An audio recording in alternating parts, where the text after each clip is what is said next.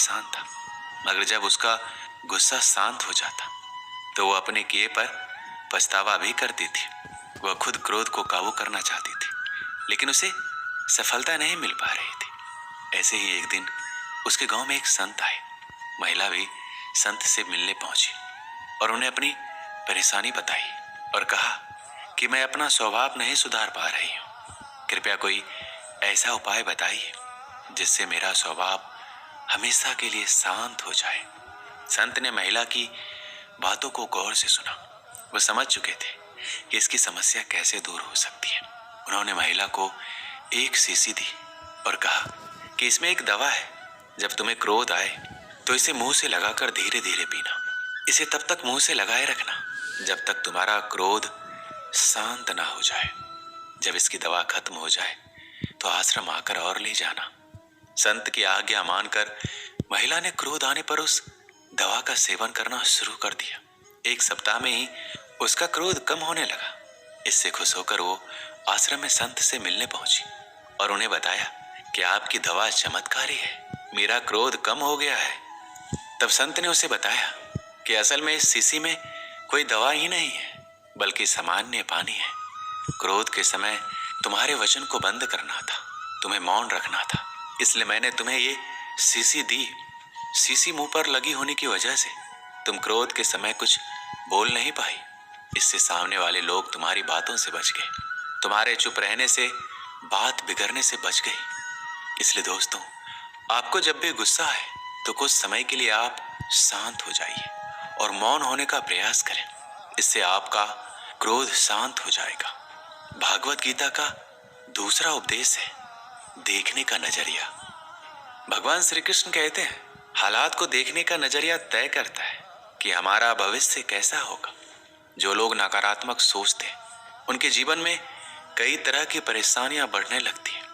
जिस तरह हम लोगों की सोच एक जैसी नहीं हो सकती, उसी तरह चीजों को देखने और उन्हें समझने का हमारा नजरिया भी एक जैसा नहीं हो सकता। कोई इंसान ऐसा होता है जो हमेशा अच्छी चीजें सोचता है, तो कोई ऐसा होता है जिसके दिमाग में हमेशा बुरे विचार ही आते हैं। उसी तरह कोई व्यक्ति ऐसा होता है जिसमें कुछ ना कुछ अच्छा ही जरूर होता है, लेकिन कोई ऐसा भी होता है जो हर चीज में कमियां ही निकालता है।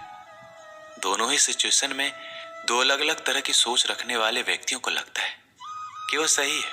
सही सोचने वाले को लगता है कि वो सही सोच रहा है और गलत सोचने वाले को लगता है कि वो भी सही सोच रहा है।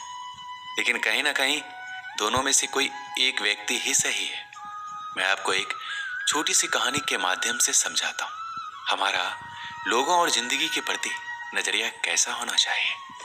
पुराने समय में एक शराबी व्यक्ति के 2 बेटे थे। उसकी पत्नी की मृत्यु हो चुकी थी। जब बच्चे थोड़े बड़े हुए तो वो भी पिता की नशे की लत से परेशान रहते थे। एक दिन पिता की भी मृत्यु हो गई। जब दोनों लड़के बड़े हुए तो बड़ा भाई तो शराबी हो गया, लेकिन छोटा भाई पढ़ लिख कर समाज का सम्मानित व्यक्ति बन गया था। दोनों भाइयों को देखकर लोग आश्चर्य करते थे कि एक भाई बेकार है, शराब पीते रहता है, लेकिन दूसरा भाई इतना समझदार और सफल इंसान कैसे बन गया। एक दिन कुछ लोगों ने बड़े भाई से पूछा कि तुम दिन भर शराब पीते हो, लोगों से बिना वजह झगड़ा करते हो, इसकी वजह क्या है? तुम ऐसे किस वजह से बन गए? शराबी व्यक्ति ने उत्तर दिया कि आज मैं जो कुछ भी हूं उसके जिम्मेदार मेरे पिता हैं। वो हमेशा शराब पीते थे, घर में झगड़ा करते थे। उन्हें देखकर मैं भी उनके जैसा ही हो गया हूं। वो लोग छोटे भाई के पास पहुंचे।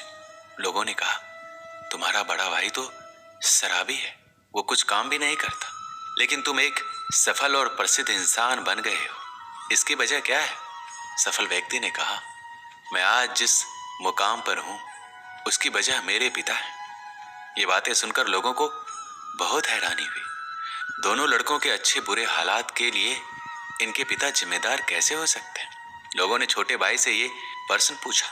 उस व्यक्ति ने बताया, मेरे बड़े भाई ने पिता की बुरी आदतों को अपना लिया, लेकिन मैंने शुरू से ही सोच लिया था कि मुझे पिता की तरह शराबी नहीं बनना है। मैं ऐसा काम नहीं करूंगा जिससे दूसरों को तकलीफ होती है। इसलिए मैंने खूब पढ़ाई की और आज मैं एक सफल व्यक्ति हूं।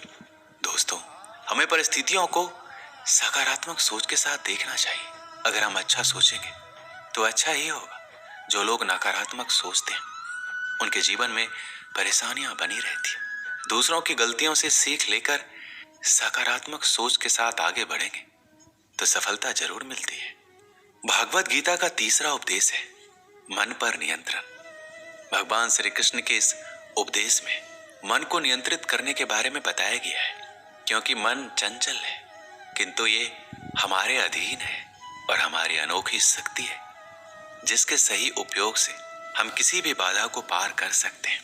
आपका दिमाग आपके जीवन में अच्छाई के निर्माण के लिए सबसे महत्वपूर्ण है, लेकिन अगर इसका सही उपयोग नहीं किया जाए तो यह आपके जीवन का सबसे विनाशकारी बल भी हो सकता है। आपका मन विशेष रूप से आपके विचार आपके जीवन को प्रभावित करते हैं और इसलिए जीवन को सही तरह से जीने के लिए हमारा मन पर पूरा प्रभाव होना चाहिए और ये हमारे अनुकूल ही कार्य करना चाहिए। भागवत गीता में भगवान श्री कृष्ण कहते हैं मन का बेचैन होना उसका स्वभाव है। हमारे मन को लगता है अगर वह अलग अलग बातों के बारे में सोचता रहेगा तो हमें आने वाली हर मुश्किल और मुसीबत से बचा लेगा, पर ऐसा होता नहीं है। हम अपने जीवन का काफी अधिक समय सोच विचार करके परेशान होने में निकाल देते हैं। क्या आप कौवे को कह सकते हैं कि कौ कौ की आवाज ना करे, या फिर क्या आप किसी मेढक को कह सकते हैं कि वह पानी देखते ही ऊंची छलांग ना मारे। हमारे मन का भी कुछ ऐसा ही है। जीवन में कुछ भी होता है, अच्छा या बुरा, हमारा मन उस पर कांव कांव करने लगता है। कांव कांव से मेरा मतलब है चिंता करना, व्याकुल होना। कोई बुरी बात होती भी नहीं है और मन परेशानी की ऊंची ऊंची लपटें लेने लगता है। कभी कभी तो मुझे ऐसा लगता है कि हम में से कई लोग सिर्फ परेशान होने के लिए जीते हैं। सारी परेशानी, पीड़ा, दुविधा अक्सर हमारी मन की बनाई हुई कहानियां होती है। इस बात को ध्यान रखें कि आपकी परेशानी सिर्फ आपके मन की एक स्थिति है। इससे छुटकारा पाने के लिए मन को शांत रखते हुए सही उपायों पर काम भी आपको ही करना होगा। अगर आप चाहते हैं कि आपका मन शांत हो तो आपको एक कहानी के माध्यम से मैं समझाता हूँ। एक सेठ के पास बहुत धन संपत्ति थी, किंतु फिर भी उसके मन को शांति नहीं थी। एक दिन किसी व्यक्ति ने बताया कि किसी नगर में एक साधु रहता है। वह लोगों को ऐसी सिद्धि देता है जिससे मनचाही वस्तु प्राप्त हो जाती है। सेठ उस साधु के पास जाकर बोला, महाराज, मेरे पास बहुत पैसा है लेकिन मन की शांति नहीं है। साधु ने कहा, बेटा, जैसा मैं करूं उसे चुपचाप देखते रहना, इससे तुम्हारे मन में शांति करने की युक्ति मिल जाएगी। अगले दिन साधु ने सेठ को कड़ी धूप में बिठाए रखा और खुद कुटिया में चले गए। सेठ गर्मी से बेहाल हो गया मगर चुप रहा। दूसरे दिन साधु ने उसे कुछ भी खाने पीने को नहीं दिया और स्वयं तरह तरह के पकवान खाता रहा। सेठ इस दिन भी चुप रहा। तीसरे दिन सेठ गुस्से में वहां से जाने लगा तो साधु बोला, क्यों, क्या हुआ? इस बात पर सेठ बोला, महाराज, मैं यहाँ बड़ी आशा लेकर आया था किंतु मुझे यहाँ निराशा ही मिली। इस बात के उत्तर पर साधु ने कहा, मैंने तो तुम्हें शांति की युक्ति बता दी। पहले दिन जब मैंने तुम्हें धूप में बैठने के लिए कहा और मैं स्वयं कुटिया में बैठा तो तुम्हें बताया कि मेरी छाया तुम्हारे काम नहीं आएगी। मैंने तुम्हें भूखा रखा और खुद भरपेट खाया।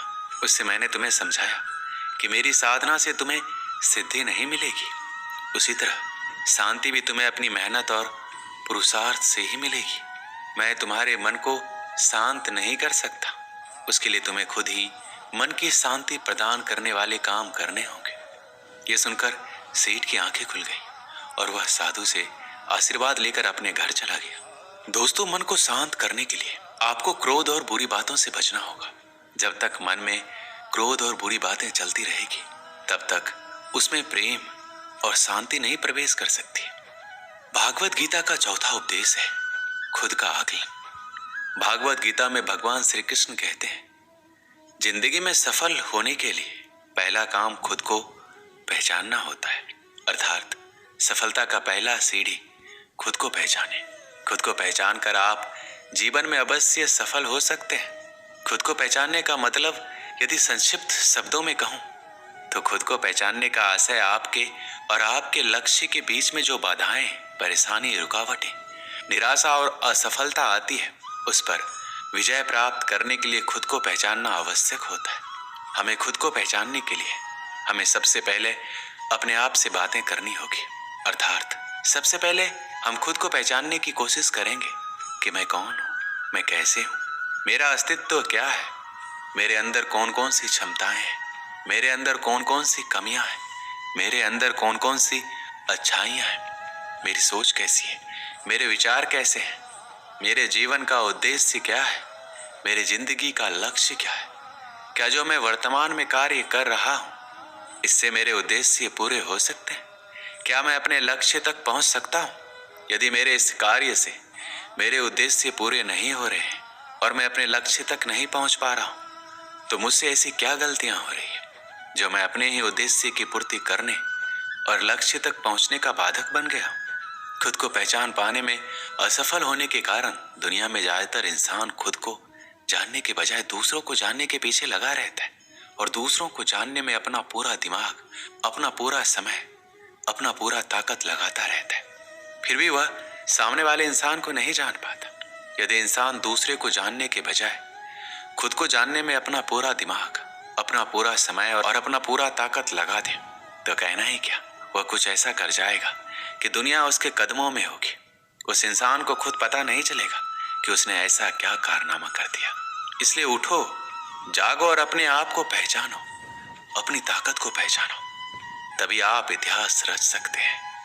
भागवत गीता का 5वां उपदेश है खुद का निर्माण। श्री कृष्ण कहते हैं कि मानव जीवन अनमोल है, इस बात से कोई इनकार नहीं करता, परंतु ये भी विडंबना है ईश्वर अंश रूपी शरीर को हम उतना मान सम्मान नहीं करते जितना वास्तव में हमें करना चाहिए।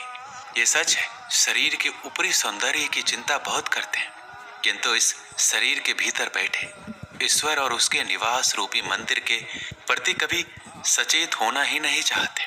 इसलिए हम भौतिक सुख दुख के चक्रव्यूह में उलझे रह जाते हैं और खुद के निर्माण के प्रति लापरवाह बने रहते हैं, जिसका खामियाजा न केवल खुद हमें बल्कि परिवार, समाज, राष्ट्र और समूचे संसार को किसी न किसी रूप में भुगतना ही पड़ता है। आज की अगर सबसे बड़ी जरूरत की बात करें तो वह है खुद के निर्माण की। हमें सोचना ही होगा कि हम अपना निर्माण कैसे करें। ईश्वर ने हमें सर्वश्रेष्ठ बनाया है, सिर्फ इतना मानने भर से हम श्रेष्ठ नहीं हो गए। हमें अपने मन, वचन, कर्म से भी श्रेष्ठ बनना ही होगा। जब तक हम खुद को ईश्वर की एक इकाई मानकर विचार नहीं करेंगे तब तक हमारा या आपका भला नहीं हो सकता। हमें अपने शरीर रूपी मंदिर और उसके भीतर बैठे जीव तत्व को महत्व देना, उसकी स्वच्छता, उसके प्रति समर्पण भाव का अनुकरण बनाए रखना ही होगा। हम जितनी चिंता बाह्य निर्माण की करते हैं उससे कहीं अधिक चिंता स्वयं निर्माण की भी करनी होगी। इसके लिए हमें सिर्फ अच्छाइयाँ और सकारात्मक बिंदुओं पर ही ध्यान केंद्रित करना होगा। हमें औरों के साथ साथ अपने आप के भी अच्छे गुणों पर ध्यान देना होगा। हम सभी सर्वशक्तिमान परमात्मा के संतान हैं। शक्तिशाली परमात्मा के सारे गुण हमारे अंदर विद्वान हैं। उन शक्तियों का सही प्रयोग करके हम अपना निर्माण कर सकते हैं और अपना सुंदर निर्माण के साथ ही हम अपने परिवार, समाज, राष्ट्र तथा पूरी सृष्टि का निर्माण कर सकते हैं। आइए आज हम अपने जीवन के स्वयं निर्माण की पहली सुबह मानकर जुट जाएं और सबसे पहले खुद के निर्माण के लिए प्रयास करें। विश्वास कीजिए, असंभव जैसा भाव संभव की सबसे बड़ी बाधा है। इसलिए असंभव को ताले के अंदर बंद कर